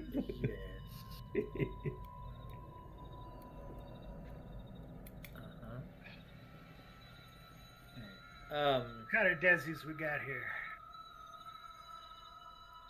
You do see... In this room, just a sad little man reciting a prayer. very tired looking man. Sort of on his hands and knees, bowed in prayer. When that scream cuts through the air, he kind of looks up and then adjusts his posture and just goes back to praying. Doesn't even seem to acknowledge you. Okay. Are we...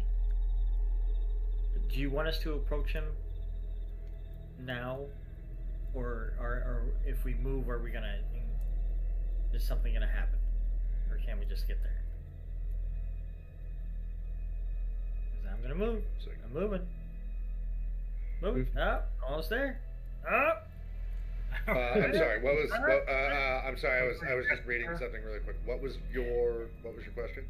My question is, if we begin to move towards the brother Donovich, is anything going to transpire between here and there? Should we stop, or Nope. can we just walk to him? Yeah. No. You can just walk up there.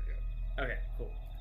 I will very softly and gently place a hand on the back of his arm and just, Brother Donovich, Brother Donovich.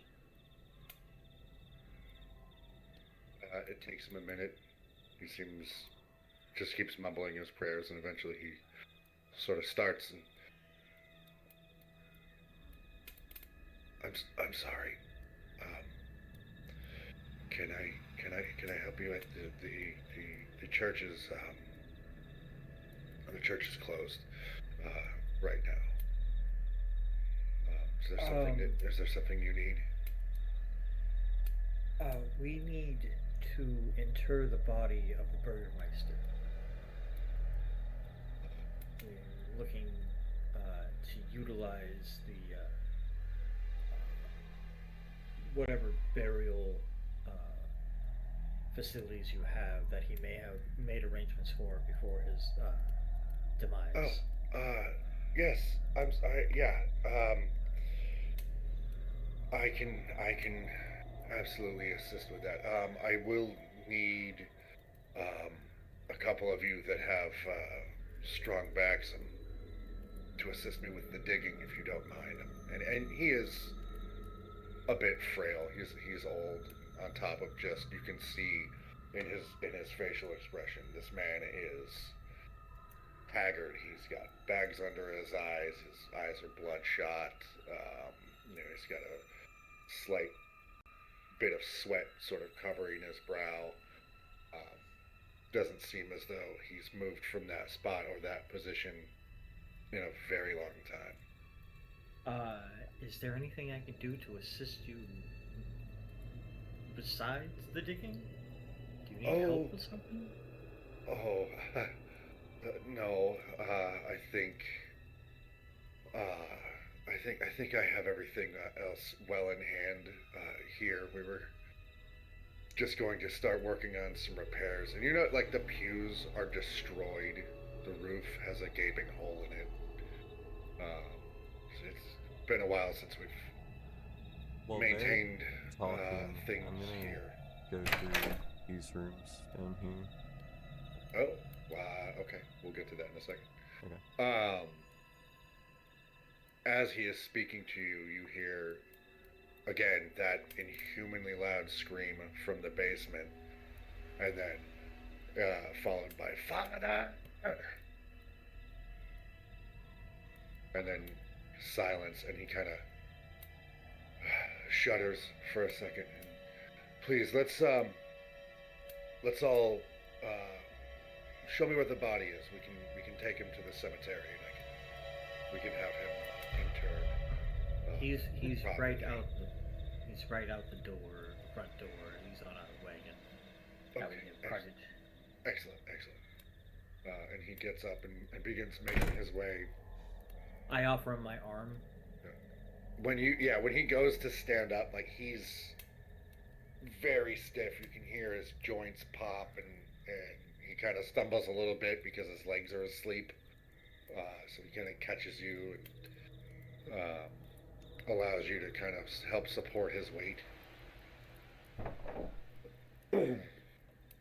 Sounds like you have a bit of problems downstairs. Oh no. That's my son is ill, and hoping that the Morning Lord will hear my prayers and offer some assistance for him in his malady. It is nothing to be concerned of,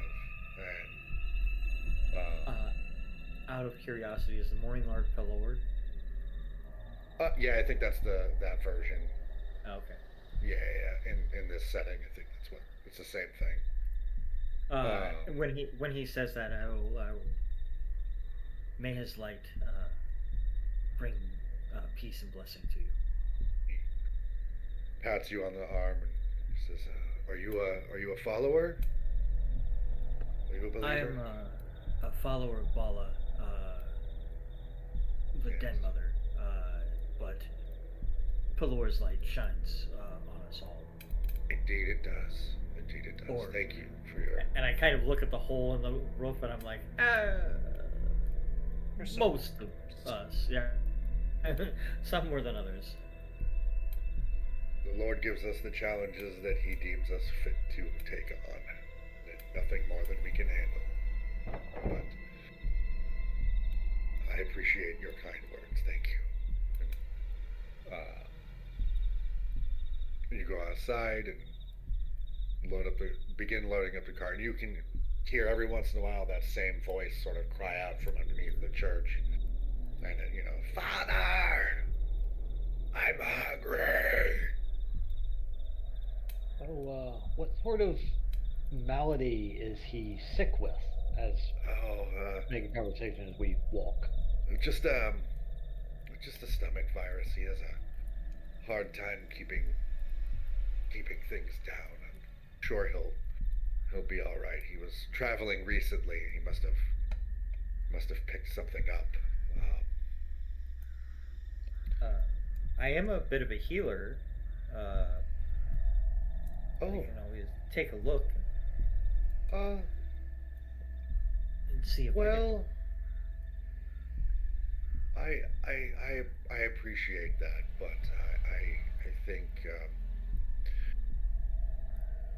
I think it would be best left in the Lord's hands. Why don't we see to your friend's burial, please? And you can go ahead and make me an insight check. who? Both of us, or I don't like this place. Just Oberon, because he's right next to him. okay.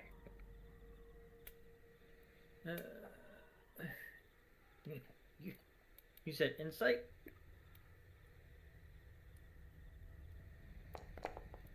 I don't know what I rolled. 18. That is an I rolled 18. an 8. All right. So, Also, yes, sir. I will, if I.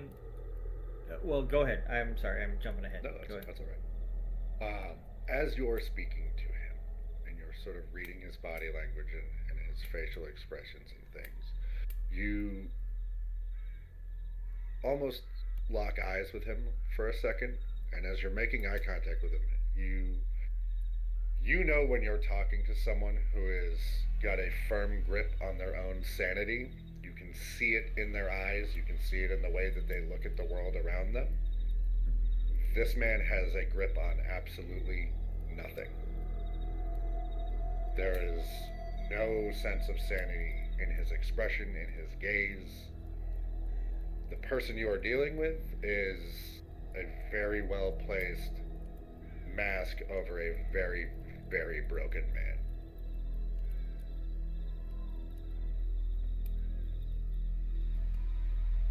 Can I?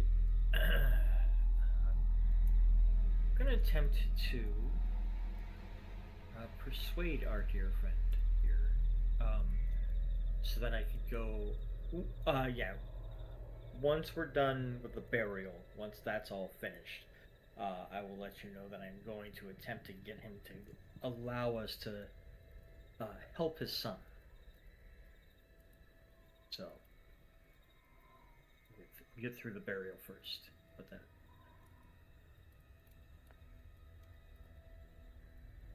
So you guide Jasper in the cart around to the back where the cemetery is. And as you approach the cemetery behind the church, there is a fence of wrought iron with a rusty gate enclosing this rectangular plot of land.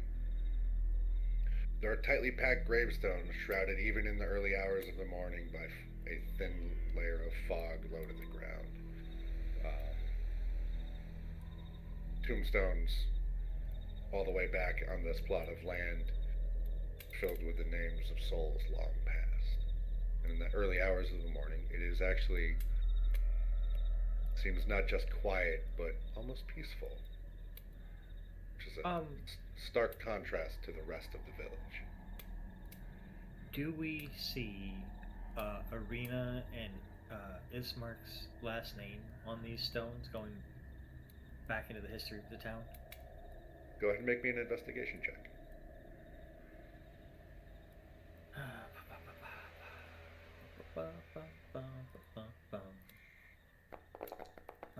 Don't know what I wrote. 5. Not that you can see, no. No. But Donovich brings you over to an empty plot of land, and he was able to. He procured some shovels. Is there anything that I'm finding in any of those rooms when I'm going through them? I'm gonna. Are we gonna get set to up that? the burial? Yeah. So let me set up the burial, and then I'll cut scene over to you. Gotcha. And so,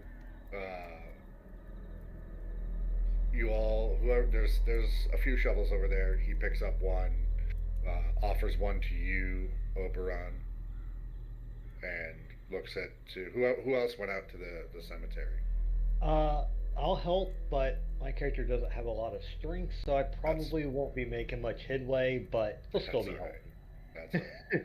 Well, between Gideon, Oberon, Ilyana, and Ismark, I think you guys will have, and Donovich, you won't have much of a hard time getting this hole done. So it will take you some time. So you all begin digging. Yep. Yeah. At a certain point, they'll kind of peter off as the sun begins to kind of cook, and I'll keep digging for them. Sure. You begin to dig, and eventually, you're able to get the coffin lowered into the ground and start filling the hole back in. And as you're doing that, Donovich sort of steps over and begins offering some prayers to the morning Lord. He may be insane, but he is still a priest and performs his duties admirably. While that is happening, I hate you so much. What? Which room did you go into first? The one I'm in. The one you're in? Okay. So, you walk in, and between time and neglect, several holes have been punched into the ceiling of this moldy room. It contains a few broken roof shingles, puddles of water. In one corner, set into the floor, is a very heavy wooden trapdoor held shut with a chain and a padlock.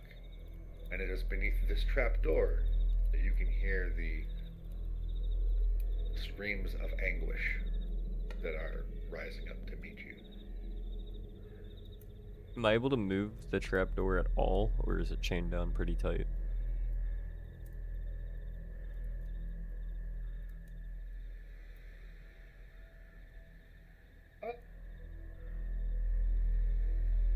It can be picked if you have the ability to. You would be able to come up with ways to get this padlock and chain off of this for sure. Okay. Are they outside at this point, or are they all still inside? They would have just timeline wise, they would have just gotten here.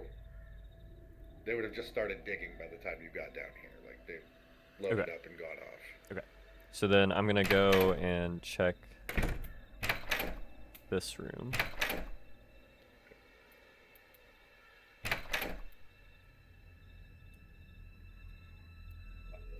You walk into this room, and an old desk and a chair stand against the south wall.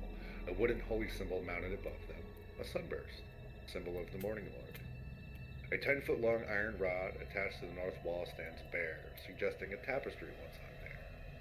Against the far wall stands a wooden cabinet with 4 tall doors.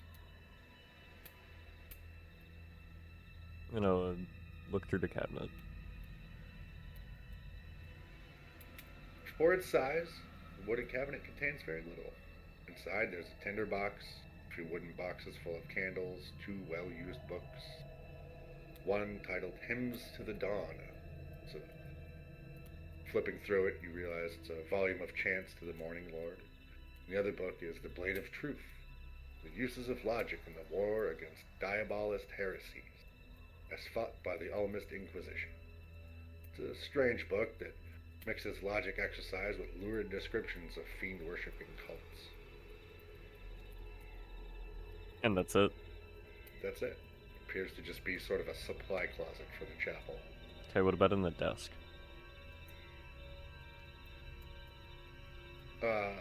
There's a few sheets of blank parchment and a couple of quill pens and long dried up jars of ink, and an empty wooden pour box rests on the seat of the chair for the desk. Nothing really of note. Okay, 2 more stops real quick. This room right across from me.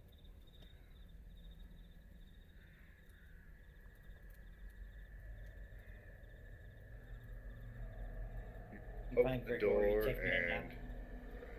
and this dirty room contains a wooden bed with a straw-filled mattress, next to which rests a small table with an oil lamp burning brightly on it. Mounted above the bed's headboard is a wooden sun-shaped holy symbol. It appears to be Donovich's bedroom, and other than that, it is sparse, it is unadorned, unappointed, and doesn't seem to contain anything of value. Nothing in that nightstand or whatever that is. No. Okay. What I will do then, Again, as you're looking, there's more screaming that just erupts through the trapdoor in the room you found. yeah, I'm gonna go back into that room and try to pick the lock. Do you have thieves' tools or anything? Tinker's tools? I have all-purpose tools. All-purpose tools. Make me a tool check, please, good sir.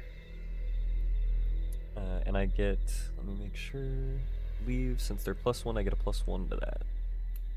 At this point, go ahead and make your roll. Before Okay. I continue.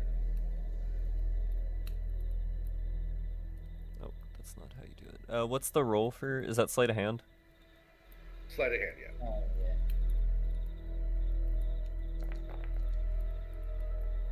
12. So it takes you a bit, but, and by a bit, I mean a good long while of screwing Okay. with this lock. But eventually, you do manage to pop the lock off of that door and slide the chain out. And when you do, you notice that all of the sounds from the basement, which have been very nearly constant up until this point, as soon as that chain makes a sound, those noises stop. And the entire building that you are in is eerily silent. Oh. Um.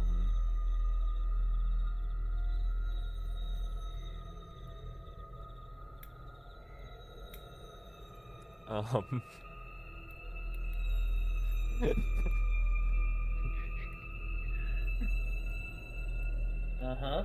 Uh-huh. What are you gonna do there, friend?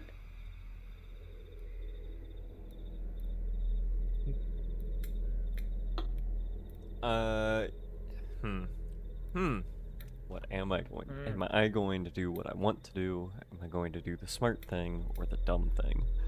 I think you prepped the dumb thing for the next time. Everyone who is in another room or at the cemetery is not that far away. And you're just about finished with your funerary rites.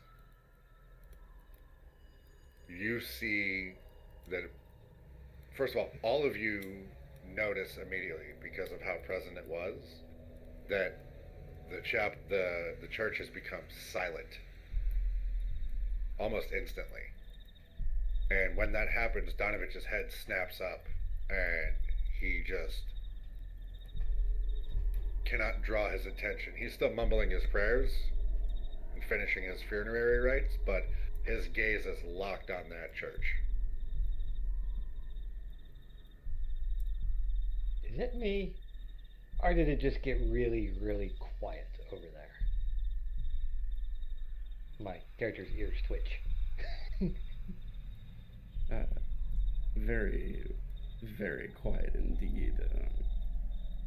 Now, when we use twin speak, when we talk between each other, I can like let them know. Of, like, Oh yeah, roughly for what sure. we talked about, right? Yeah, for sure. Yeah. For sure. Yeah. We could say, You can communicate. my brother said he fucked up. we should get back. We should get back to the church.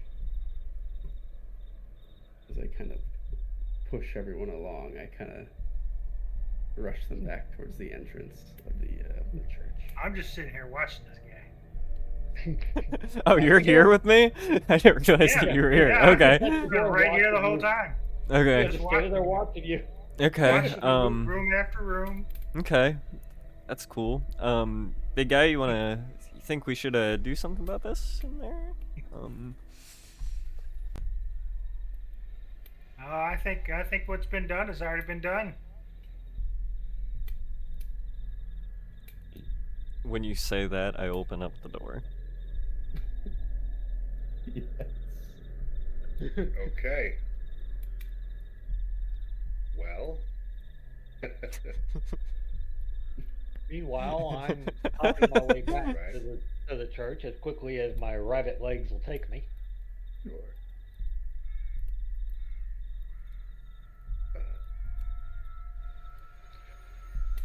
Below that, once you open that door, is a shoddy wooden staircase that descends about 15 feet into darkness underground. I'm going to toss my homunculus servant down there and tell him to wave up at me if he sees anything. So he goes down there and begins sort of scuttling around a little bit. You can still make him out through the light that is coming down there from where you're standing. And then you see from out of the darkness, there is a long, pale hand that sort of reaches out and then draws back from the light. And then from another direction, a moment later, a figure just cuts through that little hole in the floor that you can, to where you can see down below you, and snatches up your little homunculus, and it disappears into the darkness. I slam the trap There's door something closed down and I put the chain back on it and lock it back. Smart man. When you do that, from behind you, now that everyone has returned to the chapel, you hear Donovan scream at the top of his lungs, "What are you doing?" And that is where we are going to end our session for the night. Cliffhanger. I guess we'll never know what we are doing. I know what happens next time. At least he said, "What are we doing?" and not "What have you done?" true. Very That's true. Very Yeah. true. If it was a "What have you done?" it'd be like, "Oops." Oh, I fucked up twice.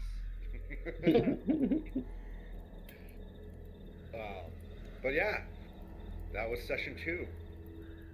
That was a good one. I had fun. I hope you guys had fun. A little bit shorter than our first one, but hey, nobody really knows that because Twitch goblins. They were in Which goblins? Twitch Can't prove goblins. otherwise. That's right. But we will be back next week for episode 3, and keep a lookout on YouTube if you guys missed it. Hopefully, you'll be able to find it there, and yeah, I'm excited. Yay! See what else happens in Barovia. This has been exciting. I can't wait. And I to figured out continue. how to do it, so Excellent. I'm gonna raid. Oh, nice. I know. We're gonna raid. I feel so special. Alright. Here's We're ready with Bye. all of you. 4 people. Yay. When you say special, When you say special. Oh, unable to raid them. Okay. wah, Not wah, them. wah. Let's try them. That works. And go. Nope. Okay. Big sad. Are we not high enough to raid? Oh, you know what it We're- might be? It might be because the channel's not a month old yet. Nah, we're not cool enough to raid it. Yeah, we're not cool enough. In a couple more weeks, we'll be cool enough to raid. Yeah, it, then we'll but, be cool enough. And then you'll see, you darn kids. In a couple more weeks, I'll be gone. A couple more weeks, we can finally enter the basement. A couple more weeks. Yeah. Next week, are we doing multiple sessions? Alright. How do you mean? Have a good one. Yes, next I'm week. We'll talk ending about it in a second. anything. Okay. All right. Bye. Good night, everybody. Thank you. Ready? Yes, good farewell.